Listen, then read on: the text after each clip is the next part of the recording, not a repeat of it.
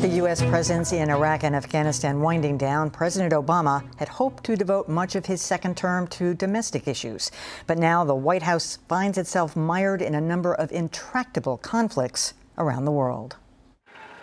As Israel battles Hamas militants in Gaza, a lasting peace with the Palestinians seems more elusive than ever. And in Iraq, 2 years after the withdrawal of U.S. troops, the violent fundamentalist group ISIS has plunged that country into turmoil. In neighboring Syria, a brutal civil war grinds on with no end in sight. And in Eastern Europe, fighting between Ukraine and pro-Russian separatists led to the tragic shooting down of Malaysian Airlines flight MH17 and criticism on the home front that President Obama is letting Russian President Vladimir Putin run amok. Vladimir Putin is literally getting away with murder, and I mean literally, and we are doing very little in response. And that reinforces a bigger complaint among conservatives that the president doesn't believe the U.S. has a special leadership role in the world. But others contend the idea of American exceptionalism is deeply dangerous, including my next guest.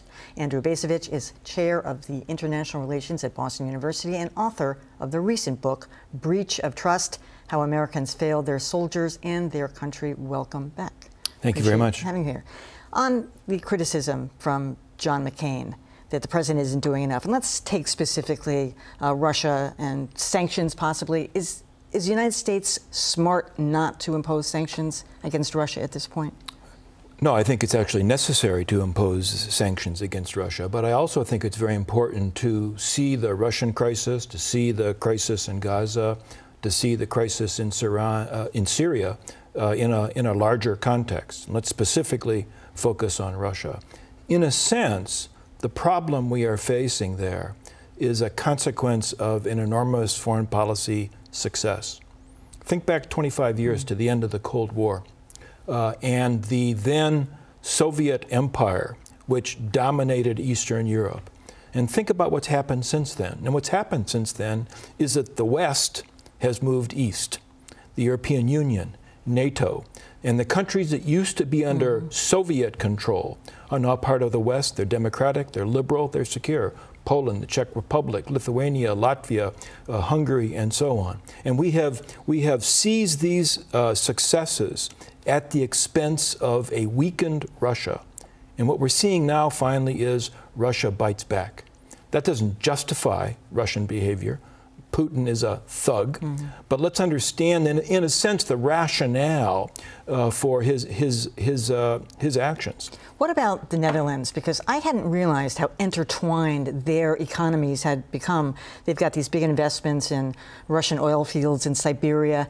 What about them? Are they going to pull their dollars out and run? Well, I think that's a very good question, and when we think of people like John McCain saying, get tough, the people who need to get tough are those who, in fact, are far closer to the action and are more directly threatened by whatever threat Russia poses. So unless the Europeans, you referenced the Dutch, but unless the Germans, unless the French are willing to, in a sense, step up to the plate and take a more confrontational approach with Russia, it's not likely that we're going to, and it's not likely that any actions on our part can be all that effective. And will they do it? I suspect not. They have both allowed these or welcomed these economic relationships to develop over the past 25 years.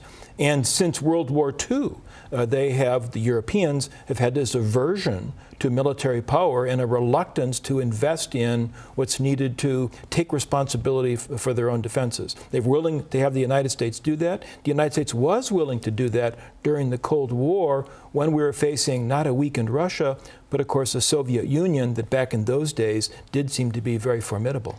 On the issue of the Middle East, I use the word intractable because I sincerely believe that. But I'm curious why Hamas felt so confident striking Israel when that group had been, demoralized in some places and really weakened between Syria and Iran and Egypt even when Morsi was thrown out. How did they have the confidence to do that? I don't know that they had the confidence. I think I would postulate that it's really desperation.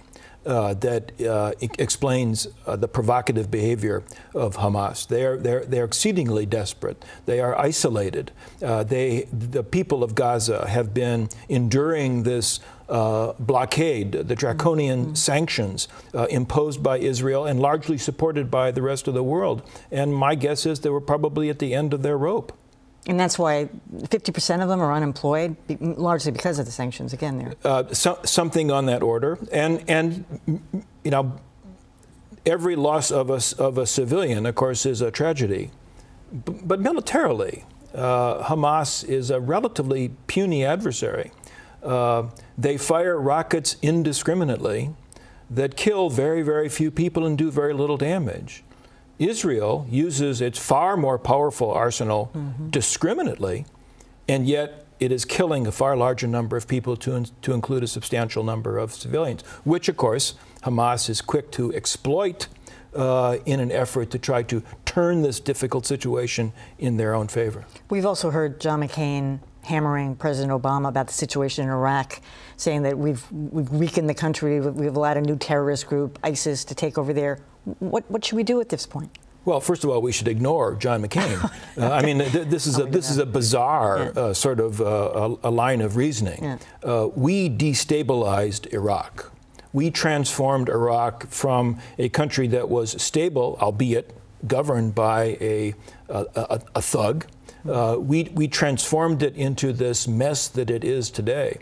And if we could not bring about a stable Iraq with a legitimate government in the 8+ years that we were there, how many more years would it have taken? And the answer is a great, great big number, and such a large number that the American people were not willing to see the thing through. Well, yeah, but what if ISIS takes over? We'd have to put feet on the ground again. I think it is highly unlikely. We shouldn't overstate the military capacity of ISIS.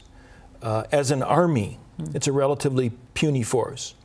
And apart from the fact that the United States of America doesn't want to see ISIS control Iraq, there are many other actors in the region that also would share that concern.